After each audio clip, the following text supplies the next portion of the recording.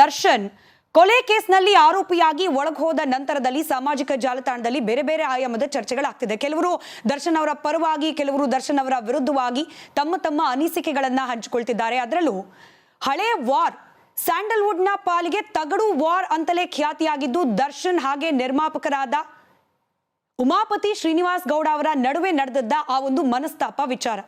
ದರ್ಶನ್ ಅವರು ಕೊಲೆ ಕೇಸ್ನಲ್ಲಿ ಅರೆಸ್ಟ್ ಆದ ನಂತರದಲ್ಲಿ ಸಾಮಾಜಿಕ ಜಾಲತಾಣದಲ್ಲೇನೆ ಉತ್ತರ ಕೊಟ್ಟಿದ್ದಾರೆ ಉಮಾಪತಿ ಅವರು. ಅದಾದ ನಂತರದಲ್ಲಿ ಅವ್ರ ಬಗ್ಗೆ ಕೂಡ ಕೆಲವರು ಕಾಮೆಂಟ್ ಮಾಡ್ಲಿಕ್ಕೆ ಪ್ರಾರಂಭ ಮಾಡಿದ್ದಾರೆ. ಎಲ್ಲ ವಿಚಾರಕ್ಕೆ ಸಂಬಂಧಪಟ್ಟಂತೆ ರಿಯಾಕ್ಟ್ ಮಾಡ್ಲಿಕ್ಕೆ ಖುದ್ದು ಉಮಾಪತಿ ಅವರೇ ರಿಪಬ್ಲಿಕ್ ಕನ್ನಡದ ಜೊತೆಯಲ್ಲಿ ನೇರ ಸಂಪರ್ಕದಲ್ಲಿದ್ದಾರೆ. ಉಮಾಪತಿ ಅವರೇ ನಮಸ್ಕಾರ, ನನ್ನ ಧ್ವನಿ ತಲುಪ್ತಾ ಇದೆ ಅಂತ ಭಾವಿಸ್ತೇನೆ. ನಮಸ್ಕಾರ ಮೇಡಮ್. ಹೌದು, ದರ್ಶನ್ ಅವರು ಕೆಳಗ್ ಬಿದ್ದಿದ್ದಾರೆ. ದರ್ಶನ್ ಅವರ ಜೀವನದಲ್ಲಿ ಆಗ್ಬಾರ್ದು ಒಂದು ಘಟನೆ ಆಗ್ ಹೋಗಿದೆ. ದರ್ಶನ್ ಅವ್ರು ಕೆಳಗ್ ಬಿದ್ದಿರೋದನ್ನ ನೋಡಿ ಉಮಾಪತಿ ಅವರು ಸಂಭ್ರಮಿಸ್ತಿದ್ದಾರಂತೆ, ಹೌದಾ? ನಮ್ಗೆ ಆ ಥರ ಬುದ್ಧಿ ಇಲ್ಲ ಮೇಡಮ್. ಅಂಥವ್ರು ಹೊಟ್ಟೆಲಿ ನಾವು ಹುಟ್ಟೂ ಇಲ್ಲ. ನಮ್ಮ ಸಂಸ್ಕಾರನೇ ಬೇರೆ ಇದೆ. ನಿಮಗೂ ಗೊತ್ತಿದೆ, ನಾವು ಯಾವುದೇ ಕಾರಣಕ್ಕೂ ಯಾರೇ ಒಬ್ಬ ಜವಾಬ್ದಾರಿ ಇರೋ ವ್ಯಕ್ತಿ ಈ ಥರದ ಸಂದರ್ಭಗಳಲ್ಲಿ ಸಂಭ್ರಮ ಮಾಡುವಂಥದ್ದು ಸುಳ್ಳು. ಸೊ ನಮ್ಗೆ ಆ ಥರ ಬುದ್ಧಿ ಇಲ್ಲ ಮೇಡಮ್. ನಾನು ಅದನ್ನು ಪ್ರೂವ್ ಮಾಡೋ ಅವಶ್ಯಕತೆನೂ ಇಲ್ಲ. ಅವ್ರು ಏನು ಮಾಡಿದ್ದಾರೆ ಅವ್ರು ಅನುಭವಿಸ್ತಾ ಇದ್ದಾರೆ ಅಷ್ಟೇ. ಅದಕ್ಕೆ ನಾನೇ ಯಾಕೆ ಖುಷಿ ಪಡಲಿ? ನಾವು ದಿನ ಬೆಳಗಾದ್ರೆ ನಮ್ಮ ಕೆಲಸ ಕಾರ್ಯಗಳು ನೋಡಿಕೊಂಡು ನಾವು ಆರಾಮಾಗಿರ್ತೀವಿ ಅಷ್ಟೇ. ನಿಮ್ಮ ಸೋಷಿಯಲ್ ಮೀಡಿಯಾ ಪೋಸ್ಟ್ ನಡಿ, ಈಗ ಶುರು ಮಾಡೋಣ.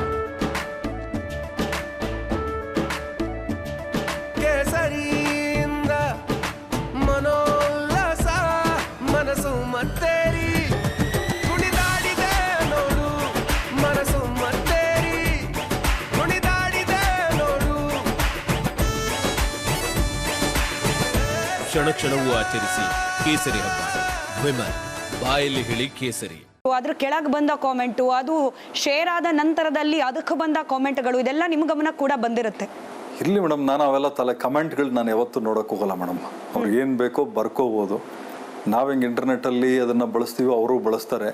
ಇರಲಿ, ತೊಂದರೆ ಇಲ್ಲ. ಇವಾಗ ನಾನು ಈ ಹಿಂದೆನೇ ಹೇಳಿದ್ದೀನಿ, ಇಂಥವನ್ನೆಲ್ಲ ನಾನು ಸೀರಿಯಸ್ ಆಗಿ ತೊಗೊಳಕ್ಕೆ ಹೋಗಲ್ಲ. ನಾವೆಲ್ಲ ಬದುಕಕ್ಕೆ ಅಂತ ಹುಟ್ಟಿರೋರು ಮೇಡಮ್. ಅಂದರೆ ನಾವೆಲ್ಲ ಕಷ್ಟಪಡ್ತಾ ಇರೋದು ಏನಾದರೂ ಒಂದು ಸಾಧಿಸೋಕ್ಕೆ ಅಂತೇಳಿ, ಹಾಳಾಗಕ್ಕಂತೂ ಯಾವುದೇ ಕಾರಣಕ್ಕೂ ಅಲ್ಲ. ಆಮೇಲೆ ಕಮೆಂಟ್ಗಳು ಮಾಡೋರ್ದೆಲ್ಲ ಯೋಗ್ಯತೆಗಳು ನಿಮಗೆ ಗೊತ್ತಿರ್ತವೆ. ಅವೆಲ್ಲ ನಾನು ಸೀರಿಯಸ್ ಆಗಿ ತೊಗೊಳಕ್ಕೆ ಹೋಗಲ್ಲ. ಕಮೆಂಟ್ಗಳು ಓದಲ್ಲ. ನಮ್ಮ ಸ್ನೇಹಿತರುಗಳು ಯಾರನ್ನ ಕಳಿಸಿದಾಗ ನಾನು ಹೇಳ್ತೀನಿ ಇಂಥವೆಲ್ಲ ಯಾಕ್ರಿ ನೋಡೋಕೆ ಹೋಗ್ತೀರಾ ಅಂತೇಳಿ ನಾನು ಸುಮ್ಮನೆ ಆಗ್ತೀನಿ ಅಷ್ಟೇ. ನಿಮ್ಮ ಹಾಗೆ ದರ್ಶನ್ ಅವರ ನಡುವೆ ಉಂಟಾಗಿದ್ದ ಮನಸ್ತಾಪ, ನೀವು ಬಹಿರಂಗವಾಗಿ ನಿಮ್ಮ ಅಸಮಾಧಾನನ ಹೆಚ್ಚಾಗಿ ತೋಡ್ಕೊಳ್ದೆ ಹೋದ್ರೂ ಕೂಡ ಸಮಯ ಉತ್ತರ ಕೊಡುತ್ತೆ ಅಂತ ಹೇಳಿದ್ರಿ. ಆ ಸಮಯ ಈಗ ಬಂದಿದೆ ಅನ್ನೋದನ್ನ ಪರೋಕ್ಷವಾಗಿ ತಿಳಿಸಿದ್ದೀರಿ ಕೂಡ. ಸಮಾಧಾನ ಆಯ್ತಾ ಅಥವಾ ತಪ್ಪು ಮಾಡಿದವ್ರಿಗೆ ಶಿಕ್ಷೆ ಆಯ್ತು ಅನ್ನೋ ರೀತಿಯಲ್ಲಿ ನಿಮಗೆ ಅನಿಸ್ತಿದ್ಯಾ? ಯಾಕಂತಂದ್ರೆ ಡೈರೆಕ್ಟ್ ಆಗಿ ನೀವು ಇದಕ್ಕೆ ಪ್ರತ್ಯುತ್ತರ ಕೊಟ್ಟ ಹಾಗಾಗದೆ ಹೋದ್ರು ಕೂಡ, ದರ್ಶನ್ ಅವ್ರ ಪ್ರತ್ಯೇಕ ಪ್ರಕರಣದಲ್ಲಿ ಅರೆಸ್ಟ್ ಆಗಿದ್ರು ಕೂಡ ನಿಮ್ಮ ಮೇಲಾದಂತಹ ಘಾಸಿ, ನಿಮ್ಮ ಮನಸ್ಸಿಗೆ ಉಂಟಾದ ನೋವು, ಅದಕ್ಕೆ ಈ ಮೂಲಕ ಸಮಾಧಾನ ಸಿಗ್ತಾ ಉಮಾಪತಿ ಅವ್ರಿಗೆ ಅಂತ? ಇಲ್ಲ ಮೇಡಮ್, ನಾನು ನೋಡಿ ಯಾವತ್ತು ಇನ್ನೊಬ್ಬರು ಚಿತೆಯಲ್ಲಿ ನಮ್ಮ ಮನೇನ ಅಡುಗೆ ಮಾಡ್ಕೊಳ್ಳಲ್ಲ ಮೇಡಮ್. ನಂದೊಂದು ಬುದ್ಧಿ ಹೇಳ್ಬಿಡ್ತೀನಿ ಮೇಡಮ್. ಯಾವುದೇ ಕಾರಣಕ್ಕೂ ನಂದೇನಿದ್ರು ಫೈಟ್ ನಂದು ನೇರ ಅಷ್ಟೇ. ಅದು ಬಿಟ್ಟು ಈ ಥರದಕ್ಕೆಲ್ಲ ನಾನು ಸಂಭ್ರಮಿಸೋದು ಇಲ್ಲ. ನೋಡಿ, ಅಲ್ಲಿ ಒಂದು 2 ಹೆಣ ಬಿದ್ದಿದೆ. ಒಂದು ರೇಣುಕಾಸ್ವಾಮಿ, ಇನ್ನೊಂದು ಅನುಕುಮಾರ್ ಅವ್ರ ತಂದೆ. ನಾವು ಈ ಥರದ ವಿಚಾರದಲ್ಲಿ ಸ್ವಲ್ಪ ಜವಾಬ್ದಾರಿಯಿಂದ ನಡ್ಕೋಬೇಕಾಗ್ತದೆ. ಆಮೇಲೆ ಮಾಡಿದವ್ರು ಪಾಪ ಆಡ್ದವ್ರು ಬಾಯಲ್ಲಿ ಅಂದಂಗೆ, ಮಾಡಿದವ್ರು ಜೈಲಲ್ಲಿ ಇದ್ದಾರೆ, ನೋಡಿದವ್ರು ಹೊರಗಡೆ ಇದೀವಿ ನಾವು ಅಷ್ಟೇ, ಇನ್ನೇನು ತೊಂದರೆ ಇಲ್ಲ. ಹಾಗಾದ್ರೆ ಈ ತಗಡು ವಾರ್ ಅಂತ ನಡೀತಾ ಇತ್ತು, ಯಾರು ತಗಡು ಅಂತ ಪ್ರೂವ್ ಆಯ್ತು, ಅದ್ರ ಚಿನ್ನದ ತಗಡು ಅಂತ ಹೇಳಿ ಉಮಾಪತಿ ಅವರು ಸಾಧನೆ ಮಾಡಿ ತೋರಿಸೋದು ಇನ್ನೂ ಬಾಕಿ ಇದೆ ಅಂತ ಹೇಳ್ತೀರಿ ಮೇಡಮ್? ನಾನು ಚಿನ್ನಾಗಿನ್ನ ಅಂತ ಏನು ತೋರಿಸ್ಕೋಬೇಕಾಗಿಲ್ಲ ಮೇಡಮ್. ನಮ್ಮ ತಂದೆ ತಾಯಿಗೆ ನಾನು ಒಳ್ಳೆಯವನಾದರೆ ಸಾಕು. ನಾನು ಕಟ್ಕೊಂಡಿರೋ ಹೆಂಡ್ತಿಗೆ ನಾನು ಕರೆಕ್ಟಾಗಿ ಬದುಕಿದ್ರೆ ಸಾಕು ಮೇಡಮ್. ಅದು ಬಿಟ್ಟು ನಾವು ಇವ್ರ ಹತ್ರ ಎಲ್ಲ ಯಾಕೆ ಪ್ರೂವ್ ಮಾಡ್ಕೊಬೇಕು? ಇವ್ರು ಯಾರು ಮೇಡಮ್? ನಮ್ಮಿಂದ ಇವರೆಲ್ಲ ಬೆಳೆದಿರೋರು, ಇವರಿಂದ ನಾವು ಬೆಳೆದಿಲ್ಲ. ನಮ್ಮಿಂದ ಇವರೆಲ್ಲ ಬೆಳೆದಿರೋರು. ನಮ್ಮಂಥ ಪ್ರೊಡ್ಯೂಸರ್ಗಳು ಸಿನಿಮಾ ಮಾಡದೆ ಹೋಗಿದ್ರೆ ಇವರೆಲ್ಲನೂ ಅಲ್ಲಿ ಇಲ್ಲಿ ಕೆಲಸ ಮಾಡ್ಕೊಂಡು ಅಲಿಬೇಕಾಗಿತ್ತು ಇವರೆಲ್ಲ.